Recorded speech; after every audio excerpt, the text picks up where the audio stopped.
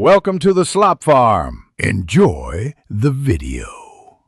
You start by installing a lightweight XML formatter extension and enabling Format on Save so you don't repeat manual steps.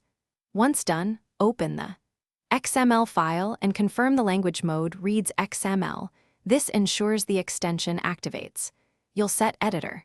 Format on Save to true in settings JSON so every save runs the formatter. This initial setup is the first actionable step because it wires VS Code to format automatically and prevents inconsistent indentation across files. Next, configure the formatter so results match your project style. Choose the extension as the default formatter for XML. You'll tweak indentation size, attribute wrapping, and newline behavior in settings. JSON so tags align predictably. Make sure to apply settings at the workspace level when working in a repo to avoid conflicts with global preferences. Once configured, run Format Document or save the file. The extension will reflow tags, correct spacing, and normalize attribute order where supported. Finally, format your XML with Format Document or the Save action.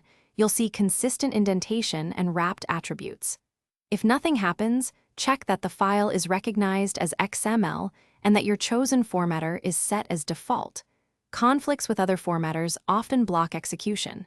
Make sure the extension is enabled and reload the window if needed.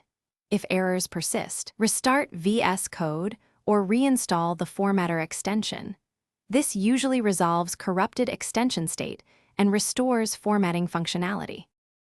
Thanks for watching. Consider subscribing if we helped you today.